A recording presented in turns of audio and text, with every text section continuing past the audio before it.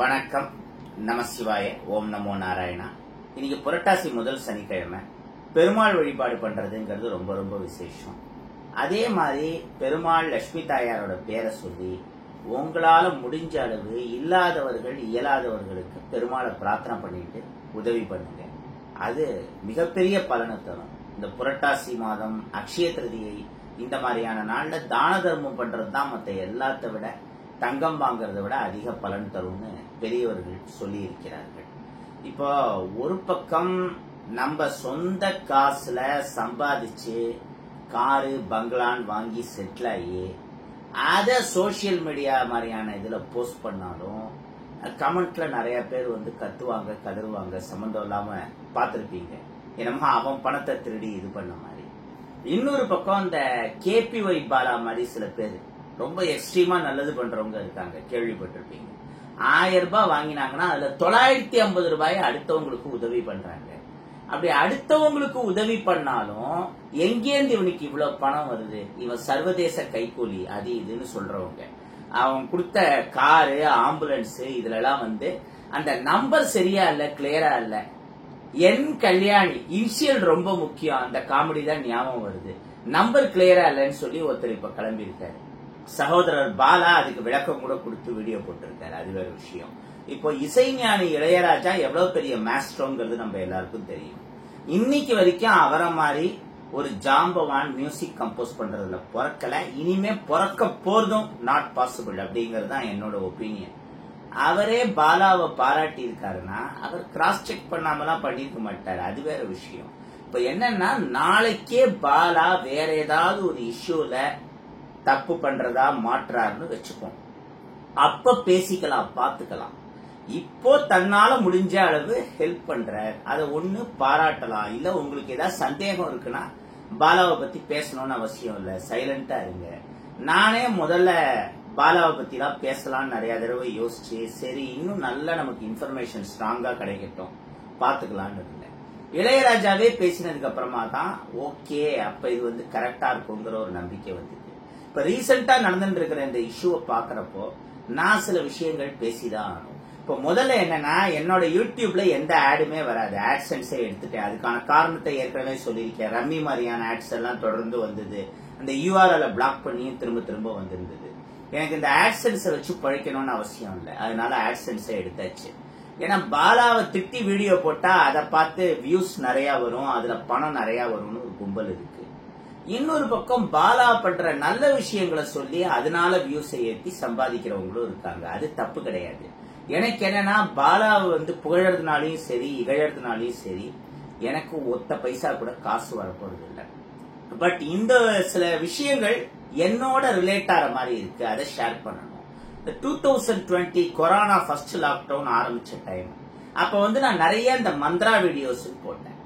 முக்கியமா இந்த பிள்ளையார் சம்பந்தப்பட்ட மந்திரங்கள், பாலகணபதி மந்திரத்துல இருந்து ஆரம்பிச்சு நிறைய மந்திரங்கள், நிதி கணபதி, லட்சுமி கணபதி, அதெல்லாம் நான் ஒரு குரு கிட்ட ப்ராப்பரா உபதேசம் வாங்கினது தான். அந்த மந்திரங்களை போட்டு இந்த மந்திரத்தை உபதேசமா எடுத்து ஒரு 1,00,000 தடவை நீங்க சொன்னீங்கன்னா, ஏதாவது கோல் வச்சு சொன்னீங்கன்னா அது வந்து நிறைவேறும். சோ இந்த மந்திரத்தை உபதேசமா எடுத்து சொல்லணும்னு நினைக்கிறவங்க யாராவது விருப்பப்பட்டா எனக்கு ஏதாவது குருதட்சணையை கொடுக்கலாம் அப்படின்னு சொல்லி என்னோட ஜிபே நம்பர் கொடுத்தது. அப்ப அதை பார்த்து நிறைய குருதட்சணைன்னு வந்தது, சில லட்சங்கள் வந்தது. ஆனா அதுல ஒரு பைசா கூட நான் செலவு பண்ணல. ஏன்னா அப்ப கொரோனா லாக்டவுன் பீக்ல இருந்த டைம் 100% அந்த பணம் ஃபுல் அண்ட் ஃபுல் தான தர்மத்துக்காக செலவிடப்பட்டது. அதுக்கு 2 காரணம். இன்னொன்னு, அந்த டயத்துல எனக்கு அந்த பணத்தை வச்சு எதுவும் வாங்கிக்கணும், ஏதாவது பண்ணணுங்கிற ஐடியா கிடையாது. வெல் செட்டில் நான் ஏற்கனவே.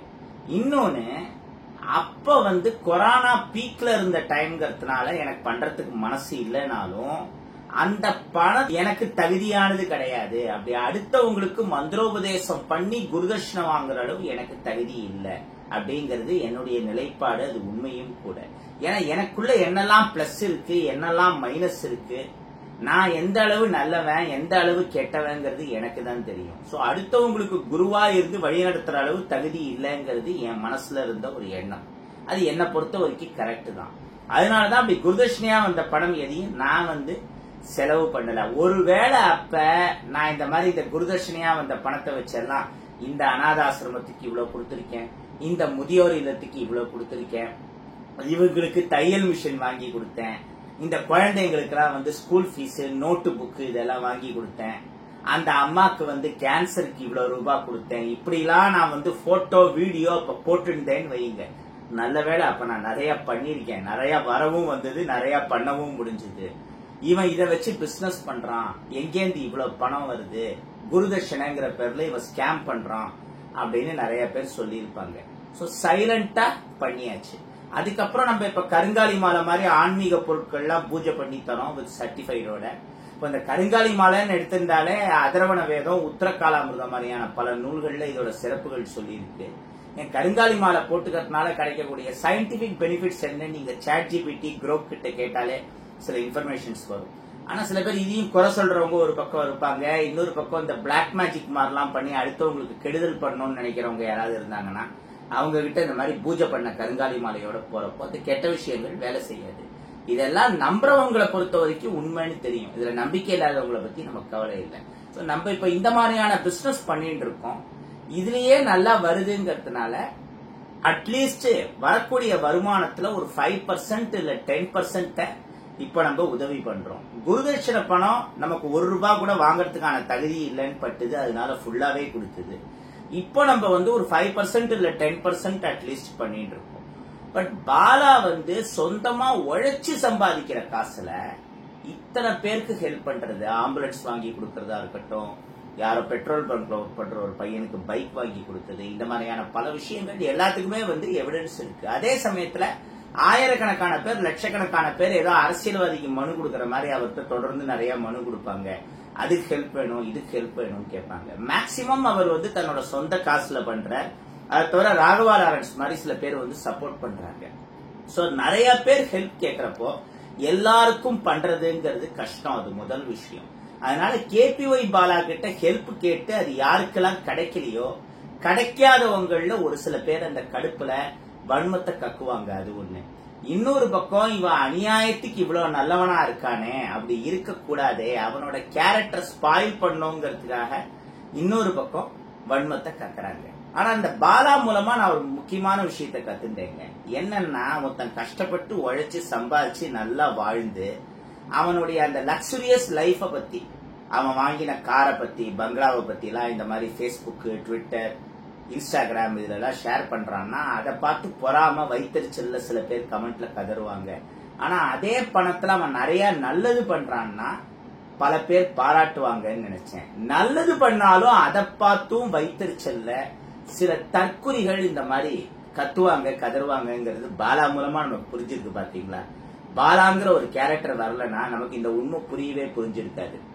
இதுல வேற உதவியும் பண்ணா சைலண்டா பண்ணணும், அதை எதுக்கு நீ அட்வர்டைஸ்மெண்ட் பண்ற அப்படின்னு சில அறிவாளிகள் கேட்பாங்க. இந்த மாதிரியான அறிவாளிகள் யாருன்னா, மக்கள் வரிப்பணத்துல இலவசம்னு அரசியல்வாதிங்க நமக்கு கொடுத்து அதுல வெக்கமே இல்லாம அவங்க முகத்தை ஸ்டிக்கர் ஒட்டுறாங்க. இல்ல, நான் எல்லா கட்சிகளையும் தான் சொல்றேன். தமிழ்நாட்டுல 2 முக்கியமான கட்சி, ஏன் திமுக அதிமுக சொல்றதுல எனக்கு என்ன பயம்? அந்த மாதிரியான அரசியல்வாதிகளை எதிர்த்து கேள்வி கேட்காதவங்க, அந்த மாதிரியான ஊழல் பண்ற அரசியல்வாதிகளுக்கு ஓட்டு போடுறவங்களுக்கு இப்படி பேசுற தகுதி துப்பு ஒரு வெங்காயம் புண்ணாக்காது இருக்கா? அவன் உழைச்சு சம்பாதிக்கிற காசுல 4 பேருக்கு நல்லது பண்றான். அதை அப்படி சோசியல் மீடியால சொல்றதுக்கு காரணம் என்ன? அதை பார்த்துட்டு பல பேருக்கு நம்மளும் முடிஞ்ச அளவு இந்த மாதிரி 4 பேருக்கு உதவி பண்ணணுங்கிற அந்த ஒரு ஸ்பிரிட், அந்த ஒரு எண்ணம் வரணும். அதுக்காக பண்றது. இந்த மாதிரியானவங்களெல்லாம் அவசியம் பாராட்டியானும் நான் சொல்ல வரல. KPY பாலா நிறைய நல்லது பண்றார், அதனால அவரோட காந்தி கண்ணாடி படத்தை தியேட்டருக்கு போய் கண்டிப்பா பாருங்கன்னு நான் சொல்ல வரல. ஏன்னா நானே இன்னும் இந்த படம் பார்க்கல, பார்க்கறதுக்கான டைம் கிடைக்கல. அதுல என்ன கண்டென்ட் இருக்கு அதெல்லாம் எனக்கு தெரியாது. ஓரளவு இன்ட்ரெஸ்டிங்கா இருந்தாதான் நான் ஒரு 2.5 மணி நேரம் அட்லீஸ்ட் தியேட்டர்ல போய் உட்காருவேன். ஏன்னா நான் பாலா கிட்ட எந்த உதவியும் வாங்கல, அது வேற விஷயம். பட் அதை தாண்டி அவர் பண்ற நல்ல விஷயங்கள் எல்லாத்தையும் நம்ம வந்து பாராட்டணும். பாராட்டினாலும் பரவாயில்ல, ஒருத்தரை பத்தி தெரியாம இப்படி குறை சொல்றது, பிளேம் பண்றதுங்கிறதெல்லாம் பண்ண வேணாம். அந்த மாதிரி அடுத்தவர்களை பத்தி காரணம் இல்லாம நம்ம தப்பா பேசினோம்னா அவங்களும் பல ஜென்மங்கள்ல பாவம் புண்ணியம் அதெல்லாம் பண்ணி கர்ம வினைங்கிறது சேர்த்து வச்சிருப்பாங்க. அவங்களோட கர்ம வினை வந்து உங்களுக்கு வரும். KPY பாலா மாதிரியானவங்க பண்ற உதவிகளா இருக்கட்டும், இல்ல யாரோ ஒரு சின்ன பையன் ரசூல்னு நினைக்கிறேன், அவன் சோஃபா பிசினஸ் பண்றான், அதை வந்து சோசியல் மீடியால மார்க்கெட்டிங் பண்றான், அப்பாக்கு சப்போர்ட் பண்றான். இந்த சின்ன பையனை பத்தியும் பல பேர் வந்து கமெண்ட்ல தப்பா பேசுவாங்க. இப்படி யார் என்ன பண்ணாலும், யார் என்ன பிசினஸ் பண்ணாலும், யார் என்ன நல்லது பண்ணாலும் அதை பத்தி தப்பா பேசுறதுக்கு, அடுத்தவங்களை புரளி பேசுறதுக்குனே ஒரு கும்பல் தொடர்ந்து இருந்துட்டு தான் இருப்பாங்க. ஆனா நான் சொல்றதை வேணா எழுதி வச்சுக்கோங்க. அந்த மாதிரியானவங்க கடைசி வரைக்கும் வாழ்க்கையில முன்னேற மாட்டாங்க, உருப்பட மாட்டாங்க. நிறைய அசிங்கப்பட்டு, அவமானப்பட்டு, செருப்படிப்பட்டு தான் சாவாங்க. இந்த மாதிரியானவங்களை பத்தி எல்லாம் தப்பா பேசுறவங்க, கேபிஒய் பாலா மாதிரியானவங்களை பத்தி எல்லாம் காரணம் இல்லாமல் தப்பா பேசுறவங்க, அவதூறு பேசுறவங்களுக்கு எல்லாம் நல்ல வாழ்க்கையும் இருக்காது, நல்ல சாவும் இருக்காது. அதை மட்டும் வந்து என்னால சொல்ல முடியும். சோ கேபிஒய் பாலா, நீங்க ஃபைனலா சொன்னீங்கல்ல ஒரு விஷயம், இதனாலலாம் நான் ஓடி போயிட மாட்டேன், என்ன சப்போர்ட் பண்ற மக்கள் இருக்காங்க, கூட்டம் இருக்காங்க, அவங்களுக்காக தொடர்ந்து உழைப்பேன்.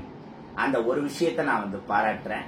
தொடர்ந்து நீங்க உங்களோட ஸ்டாண்ட்ல உறுதியா நில்லுங்க. அதே சமயம் ஆஸ் ஏ பிரதரா என்னோட அட்வைஸ் என்னன்னா, உங்களுக்குன்னு கொஞ்சம் சேர்த்து வைங்க. ஏன்னா இந்த உலகம் ரொம்ப ரொம்ப மோசமானது, என்னோட அனுபவத்துல சொல்றேன். நன்றி, வணக்கம்.